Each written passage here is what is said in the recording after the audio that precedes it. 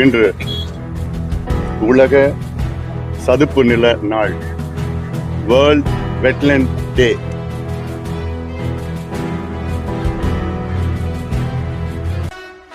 அன்பு ஊடக நண்பர்களுக்கு வணக்கம். இன்று உலக சதுப்பு நில நாள், வேர்ல்ட் வெட்லேண்ட் டே என்று அறிவிக்கப்பட்டிருக்கிறது. இந்த நாளில் கடலூர் மாவட்டம் பிச்சாவரம் அலையாத்து காடுகள் பகுதியிலே நாங்கள் ஒரு விழிப்புணர்வு பிரச்சாரத்தை மேற்கொண்டிருக்கின்றோம். எங்களுடைய நோக்கம் தமிழ்நாட்டில் உள்ள அனைத்து சதுப்பு நிலங்களை பாதுகாக்க வேண்டும். தமிழ்நாட்டில் கிட்டத்தட்ட 42,900 சதுப்பு நிலங்கள் இருக்கிறது. சதுப்பு நிலங்கள் என்றால் நீர் தேங்குகின்ற நிலப்பகுதி. அது ஏரி, கண்மாய், குளம், குட்டை போன்ற 42,900 சதுப்பு நிலங்கள் இருக்கிறது. அதில் 5 ஏக்கருக்கு மேல் உள்ள சதுப்பு நிலங்கள் 26,880 சதுப்பு நிலங்கள் இருக்கிறது. 5 ஏக்கருக்கு மேல். தமிழ்நாட்டில் இந்த சதுப்பு நிலங்களை பாதுகாக்க வேண்டும். காரணம், இந்த சதுப்பு நிலங்களால் தான் பல உயிரினங்கள் பாதுகாக்கப்படுகிறது, நிலத்தடி நீர் பாதுகாக்கப்படுகிறது, சுற்றுச்சூழல் பாதுகாக்கப்படுகிறது, விவசாயம் செழிக்கிறது. ஆனால் அதற்கு நேர்மாறாக இன்று இந்த சதுப்பு நிலங்களுக்கு பாதுகாப்பு இல்லாத காரணத்தால் கழிவு நீர், சாக்கடை நீர் இதையெல்லாம் இந்த சதுப்பு நிலங்களில், ஏரி குளங்களில் எல்லாம் விட்டு அதை நாசப்படுத்தி கொண்டிருக்கின்றார்கள். அது மட்டுமல்ல, ஆக்கிரமிப்புகள் அதிக அளவில் செய்து கொண்டிருக்கின்ற கடந்த 50-60 ஆண்டு காலம் ஆட்சியாளர்கள்.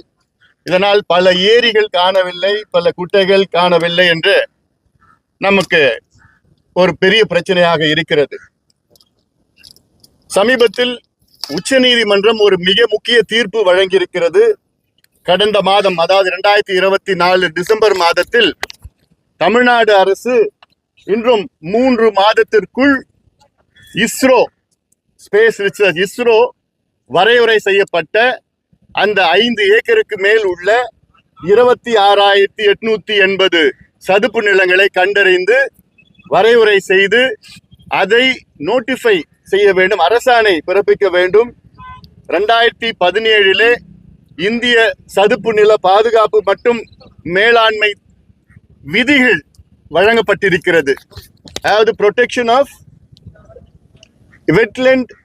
Wetland protection and management rules 2017.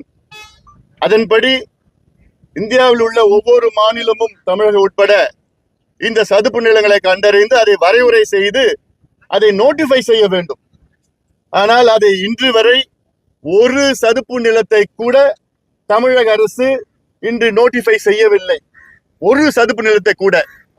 இந்தியாவிலே 80 இருக்கிறது. அதில் 20 தமிழ்நாட்டை சார்ந்தது. அந்த தமிழ்நாட்டை சார்ந்த 20 ராம்சார் பாதுகாக்கப்பட்ட பகுதியை அதில் கூட இந்த வெட்லேண்ட் ரூல்ஸ் படி நோட்டிஃபை செய்யவில்லை தமிழக அரசு. அப்போ இதுக்கெல்லாம் பாதுகாப்பே கிடையாது. ஒரு உதாரணம், சென்னையில பள்ளிக்கரணை சதுப்பு நிலம் 50 ஆண்டுகளுக்கு முன்பு அந்த சதுப்பு நிலம் 12,500 ஏக்கர் இருந்தது. இன்னைக்கு அதில் வெறும் 2,500 ஏக்கர் தான் இருக்கிறது. 10,000 ஏக்கர் நிலம் காணவில்லை. ஆக்கிரமிப்பு, அதை அழித்து விட்டார்கள். அதில் குப்பையை கொட்டி எரித்து கொண்டிருக்கின்றார்கள். ஆக வரும் காலம் மிக மோசமாக, காலநிலை மாற்றம், பருவநிலை மாற்றத்தால் மிக மோசமான இயற்கை சீற்றங்கள் நமக்கு வரும், நேரிடும். அதனாலே பல பிரச்சனைகள் வரும். நீர் பிரச்சனைகள் வரும், வறட்சி வரும். இதெல்லாம் வரும் காலத்தில் வர இருக்கும். அதற்கு ஏற்ப மிட்டிகேஷன், அடாப்டேஷன் செய்ய நாம் திட்டமிட வேண்டும், அரசு திட்டமிட வேண்டும். அதற்காகத்தான் பசுமை தாயகம் சார்பிலே நாங்கள் இந்த சேவ் வெட்லேண்ட்ஸ், சதுப்பு நிலங்களை பாதுகாக்க வேண்டும், வரைவுரை செய்ய வேண்டும். உடனடியாக தமிழக அரசு இந்த மார்ச் மாதத்திற்குள், அதாவது உச்சநீதிமன்றம் தீர்ப்பு கடந்த டிசம்பர் மாதத்தில் என்ன சொன்னார்கள் என்றால், வருகின்ற மார்ச் மாதத்திற்குள், அதாவது 3 மாதத்திற்குள் தமிழக அரசு 26,880 சதுப்பு நிலங்களை அதை அந்த 2017 விதிகள் இருக்கிறது, சதுப்பு நில பாதுகாப்பு மற்றும் மேலாண்மை விதிகள், அதன்படி நோட்டிஃபை செய்ய வேண்டும், அரசாணை பிறப்பித்து அந்த சதுப்பு நிலத்தை பாதுகாக்க வேண்டும் என உச்ச நீதிமன்றத்துடைய தீர்ப்பு. இன்னும் 2 மாசம் போயிடுச்சு, இன்னும் 1 மாதம் தான் இருக்கு. இந்த 1 மாதத்திற்குள்ள தமிழக அரசு செய்யணும். அப்படி செய்யவில்லை என்றால் பசுமை தாயகம் நாங்க உச்ச நீதிமன்றம் சென்று contempt of court, contempt of supreme court, ஏன்னா இதெல்லாம் ஒவ்வொரு பகுதியும் பாதுகாக்கணும். இது இல்லாம வலசை பறவைகள், மைக்ரேட்டரி பேர்ட்ஸ், லட்சக்கணக்கான பறவைகள் வடக்கு நாடுகள்ல இருந்து தெற்கு நாடுகள்ல இருந்து எல்லாமே இங்கே தமிழ்நாட்டுக்கு வருகிறது. லட்சக்கணக்கான என்ன பிளமிங்கோஸ்ல இருந்து, பெலிகான்ல இருந்து, ஸ்ட்ரோக்ஸ்ல இருந்து எத்தனையோ வகையான பறவைகள் எல்லாம் வந்துட்டு இருக்கு. இதெல்லாம் நம்ம பாதுகாக்கணும். இதே போன்ற இந்த பிச்சாவரம் பாதுகாக்கப்பட்ட பகுதி, ஆனா இதுல ஆக்கிரமிப்புகள் அங்கங்க நடந்துட்டு தான் இருக்கு. இந்த பிச்சாவரம் சமீபத்துல 2004 சுனாமி வந்த நேரத்துல இந்த பகுதி மட்டும் பாதுகாக்கப்பட்ட பகுதி ஆயிடுச்சு. இது சுனாமி இந்த பகுதியில தாக்கல, ஏன்னா இந்த அலையாத்து காடுகள் அந்த சுனாமியை தடுத்து நிறுத்தியது.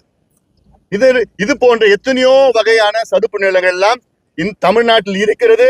இதை நாம் பாதுகாக்க வேண்டும், அரசு பாதுகாக்க வேண்டும், அரசினுடைய கடமையை செய்ய வேண்டும்.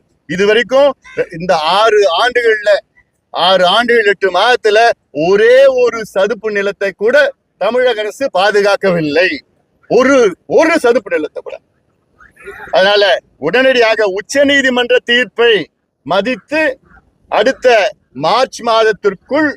வருகின்ற மார்ச் மாதத்திற்குள் தமிழ்நாட்டில் 26,880 சதுப்பு நிலங்கள், 5 ஏக்கருக்கு மேல் உள்ள சதுப்பு நிலங்களை இந்த 2017 சதுப்பு நிலம் பாதுகாப்பு மற்றும் மேம்பாட்டு விதிகளின்படி வரைவரை செய்து அதை அறிவிக்க வேண்டும் என பசுமை தாயகம் சார்பிலே எங்களுடைய ஆழமான முக்கியமான கோரிக்கையாக நாங்கள் வைக்கின்றோம்.